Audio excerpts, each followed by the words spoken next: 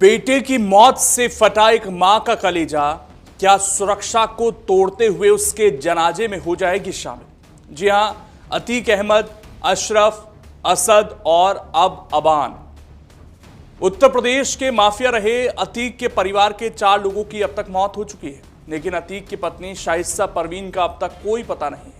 पिछले कुछ सालों के दौरान करीब 9 राज्यों में रेड की गई और इस काम में एटीएस के साथ आरएएफ यानी रैपिड एक्शन फोर्स की मदद ली गई, लेकिन शाइस्ता का कुछ पता नहीं चल पाया। ऐसे में सबसे बड़ा सवाल यही कि क्या इतने साल से फरारी काट रही शाइस्ता बेटे के जनाजे में शामिल होने के लिए सामने आएगी या फिर गिरफ्तारी के डर से दूर ही रहेगी। दरअसल शाइस्ता परवीन लंबे समय से पुलिस की पकड़ से बाहर है। उमेश पाल हत्याकांड में पुलिस ने उसे आरोपी बनाया है। उसके खिलाफ पुलिस ने 50,000 रुपए का इनाम भी घोषित किया हुआ है। ऐसे में बेटे के सुपुर्दे खाक में उसकी मौजूदगी को लेकर पुलिस और लोगों की निगाहें टिकी हुई है। अप्रैल 2023 में जब झांसी में एसटीएफ मुठभेड़ में असद अहमद की मौत हुई थी, तब उम्मीद जताई जा रही थी कि शाइस्ता बेटे को आखिरी बार देखने जरूर आएगी, लेकिन वो नहीं पहुंची। इसके बाद 16 अप्रैल 2023 को कसारी मसारी कब्रिस्तान में अतीक अहमद और उसके भाई अशरफ को भी सुपुर्दे खाक किया गया।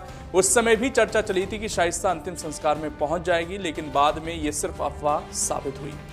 वो अपने पति के जनाजे में भी शामिल नहीं हुई। शाइस्ता परवीन के बेटे के सुपुर्दे खाक में शामिल होने की संभावना को देखते हुए अब प्रयागराज कमिश्नरेट पुलिस, एसटीएफ समेत अन्य जांच एजेंसियां भी सतर्क हो गई हैं।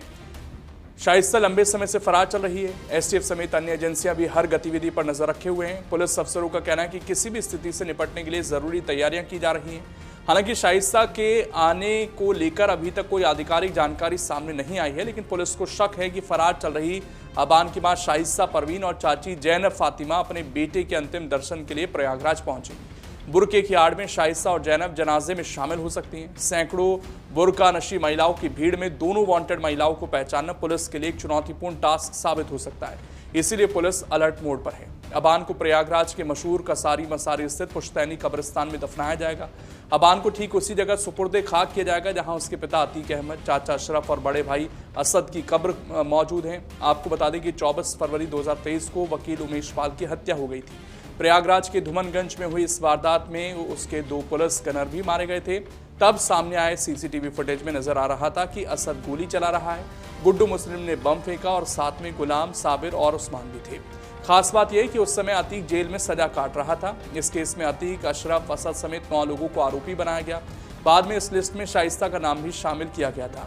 शाइस्ता परवीन के अलावा अतीक अहमद की बहन आयशा नूरी और भाई अशरफ की पत्नी जैनब भी इस मामले में फरार हैं। इन तीनों पर ही उमेश पाल की हत्या की साजिश और हमलावरों को मदद पहुंची।